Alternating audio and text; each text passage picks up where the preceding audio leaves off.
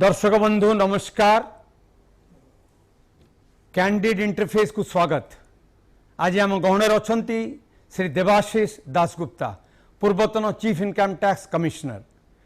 आज आमर आलोचनार विषय है experiences of a civil servant. आमर श्री दासगुप्ता को फर्स्ट प्रश्न है, इन 1975 you are selected as a civil servant in the Department of Income Tax. So you joined in the Income Tax Department as a probationer. What was your feelings and response in 1978? Could you please recollect? I am sure the audience will be very happy to listen to you. It was actually not 75 but 1978 that we were selected for the post of income tax officers to be trained at Nagpur. So when we got the news, it was definitely one of joy, and basically there was also lot of excitement that I will be able to bring for my family and for my friends oranges from Nagpur. So that apart, there was some sense of fear or trepidation in my heart, because the locality, the town was new, people with whom I would be spending 1 year, they were new, and I had never come. I am going to come across people from all walks of life, from all places over India, and how I will interact with them, how they will interact with me. All these questions were there, but gradually we landed up there and things become smooth sailing for all of us. And you enjoyed your days in Nagpur, I am sure. All probationers, whosoever goes, wherever they go, whether it is Mussoorie for IAS officers or for us academy, National Direct Taxes Academy, we enjoy our stay there, though too much enjoyment at times delays the training program and delays your joining the department. Okay. That problem is there. Wonderful. You are in different positions in the income tax departments, right from a probationer to the chief commissioner of income tax in Calcutta. Now what I would like to tell you, you will understand, is with your nearly 4 decades of experience in the income tax department, you must have had a lot of experiences, lot of excitements, lot of achievements, many incidents, which I am sure if you narrate over here, I am sure the viewers will be very happy to listen to you. Now so far as achievements are concerned, I don't think I should speak or you should hear it from my own mouth. That is not fair. Right.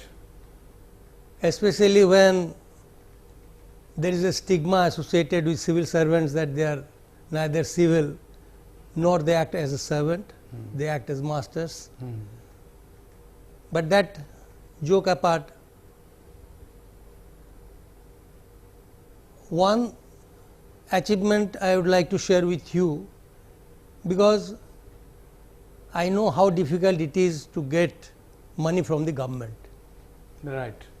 It is very difficult, but thanks to my stars, thanks to my colleagues, thanks to my seniors, because of investigations, searches made all over India, government rewarded me with the maximum amount of cash reward that was possible during that time, that is 10 lakhs.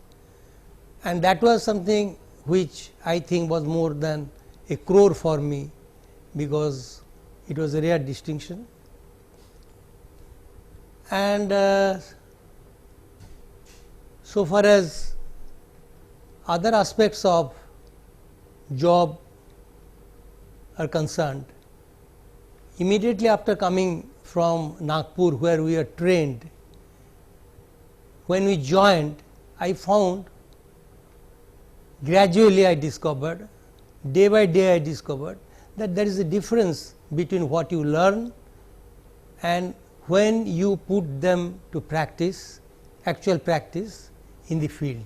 Okay. There is a difference between the book language, book knowledge and the real knowledge that you have to develop at the field. You face day to day in life. Yeah, that is I think is true for all professions, maybe journalism, maybe medicine, maybe engineering. So, training gives you the basics on which to build up your own priorities, your own ethics, your own comfort system and your own skills also. Right. So, in that way there are two discoveries and we were never, which we were never told in the academy or in Nagpur, and that first discovery that went with I went on discovering that every day, every night till I retired was nobody willingly pays taxes. There is a human tendency not to pay taxes as far as possible. Now, even in my case, I being such a senior officer a few years back, when suddenly I was saddled with 2 lakhs tax to be paid because the postal department has not deducted taxes, they do not deduct tax as you know. So, I wanted to offer it, but it pinched me. So, it is very natural, and except one incident in my life which still I remember very vividly, I have never seen any person including me willingly paying taxes. Right. And that image of a person whom I remember was an old lady, maybe when I met her she was in her 70s, and those who have gone to Calcutta might have seen lot of big buildings, castles like buildings in near Dalhousie opposite the park or opposite that tram depot. There are so many old buildings. She won one of those buildings, being connected to the king of Nepal. She was a widow,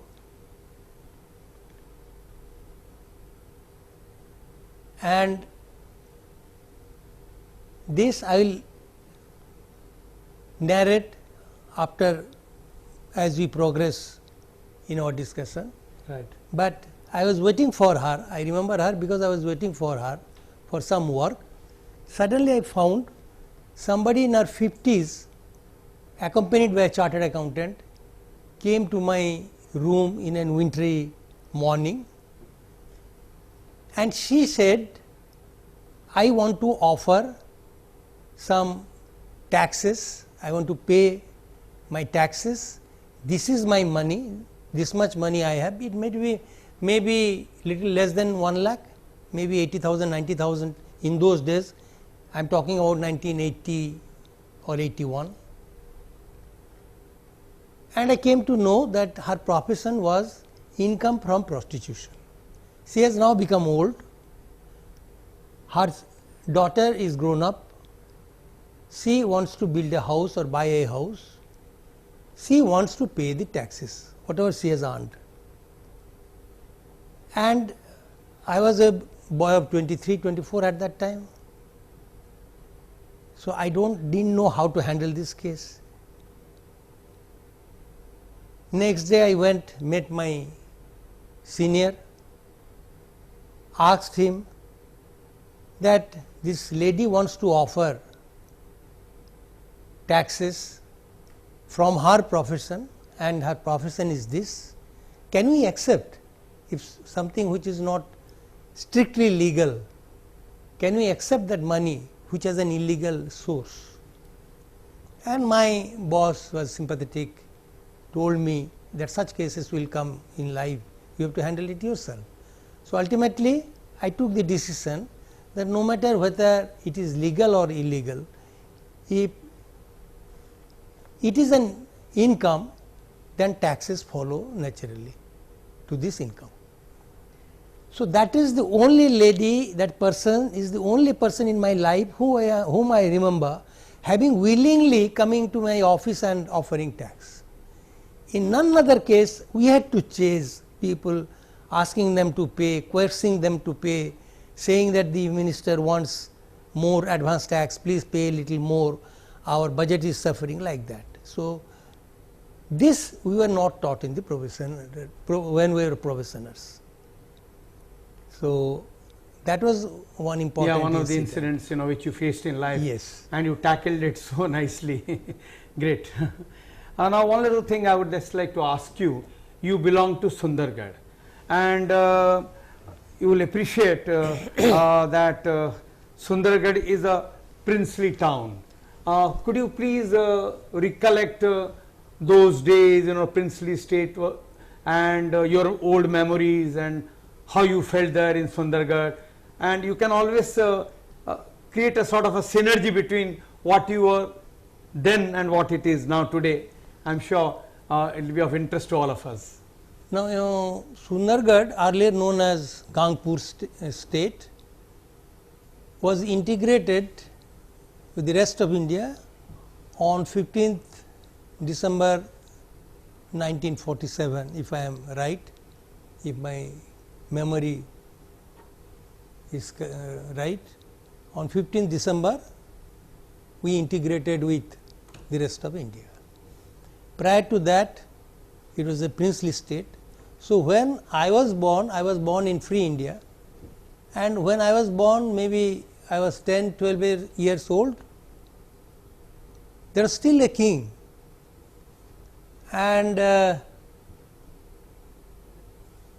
state police will guard his palace, and when he will be in the town, a red light will go up in the palace, which will be visible from afar, and we will see it, and people will talk in hushed voice that the king is in the town. So, we used to look at the king even post independence with awe and wonder. There was another person, a very young, maybe in his late 20s, and he was called district collector. He did not have any of the grandeur that the king had during those times, though he had some special privileges. So, for us, the comparison was between the collector and the king, and I was told, or we were told, that you cannot be a king even if you try, because you are born into the king's family and become a king, but if you try, you can be an IAS officer and be like the collector.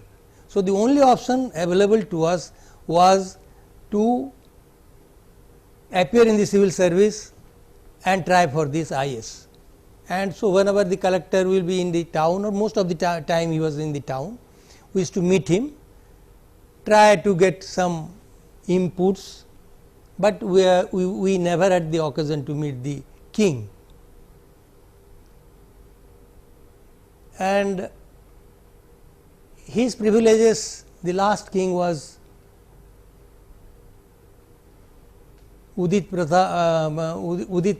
Pratap Shekhardeo, who was also a minister in the cabinet of independent India, and you might be knowing, or many may not be knowing, that when Rourkela steel plant came up, he contributed 100 acres of his private land. Remember, it is not the state land, it is the private, his own private land, for the development of schools, colleges, hospitals, government buildings, quarters in the Udit Nagar area, and the township was known as Udit Nagar, though I find nowhere it is mentioned. So, he was a very magnanimous person. He was a very magnanimous person, yeah, and always looked those who were good at studies to give them scholarship for higher education. Yeah, great. And but more than him, his grandfather, his father was Bhavani Shankar Shekhardeo, after whose name the Bhavani Shankar High School was founded, where we studied. And remember, it is going to complete 100 years. So 100 years back he had at high school. My God. He had also one girls' education was also an important thing for him, and he could think of that without female education there cannot be development of the society. So he had a high school also for the girls. That was his father, but the town or the capital Sundargarh was founded by his father, that is Raghunath Shekhardeo, who ruled almost from 1897 to 1917, long years. Long years, yeah. And many also I found out from the Sundargarh Gazette, the other day I was going through it, that when this Bengal Nagpur railway was being constructed by the British, he gave land for the construction of the building, railways. I think that was in the year 1853. Yes, yes. Yeah. And also not only land, also gave materials for the construction of the railways. Okay. And people say that railways were made just to transport army from Calcutta to Madras or Bombay.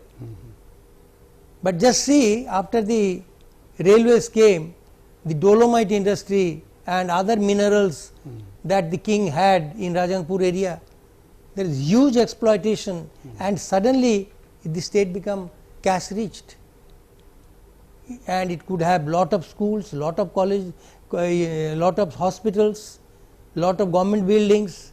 Even the Kacheri, which was constructed during his time, is one of the best that you can see, model after British people. What is your view on the Indian bureaucracy? Since you have spent a lot of nearly 4 decades in the bureaucracy, what's your view on this? Now I have a mixed feeling or views on bureaucracy, because bureaucracy has given me sustenance, it has made me what I am, it has helped me to grow to my potential. So I am really indebted to bureaucracy, and I have never felt like criticizing bureaucracy for the sake of criticism. And I have told my friends who are very critical about bureaucracy that why don't you leave bureaucracy if you are so unhappy. Later on I discovered that it is their habit to be critical, so no more importance was given. But over the years I have found, and this is my message to the also to the policy makers and to the civil service aspirants, you need lot of intelligence to join this service. If you want to join civil service, you need lot of intelligence. By intelligence, as you know, medha, what we call medha. But to continue in this service, you need not intelligence. What you need is mediocrity. Mediocrity, as you know, in Oriya it is called madhyama dharanara buddhi, jnana, ba jnana. And if you want to successfully end your career as say chief secretary or as chief commissioner or as chief of Central Board of Direct Taxes, you need lot of brilliance. Now brilliance is in a sense, he is a brilliant boy, he is a brilliant boy. I am not talking brilliance in that sense. Brilliance, the Oriya will be bichakshonata. Now why this man is going to be the chief secretary and why not me? Why this man is going to be the chief commissioner and why not me? We are both of same grade and rank. So there the brilliance comes into play. That brilliance, unless you have, you cannot be the top man.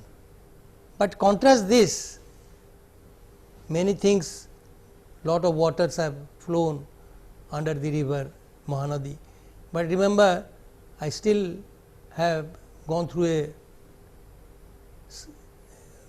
a writing where Sardar Vallabhbhai Patel was addressing the first meeting of the newly recruited IAS officers in India. ICS have gone, IAS officers have come. And he listened to them for 10-15 minutes and said, "Gentlemen, if you agree to all that I say, I don't need any one of you in next meeting. I have called you so that you give your independent views on the matter I have raised, for that is your role for which I have called you." Now, that thing is now lacking in bureaucracy. We are afraid to give our independent views. We first judge what is the view of my boss, what attitude he has, and we give him an advice or a suggestion which will be of his liking. And that is the problem of bureaucracy. Where the problem bureaucracy really rises. And that is where the policy makers should understand that by this we are harming a very important pillar of our strength, that is bureaucracy.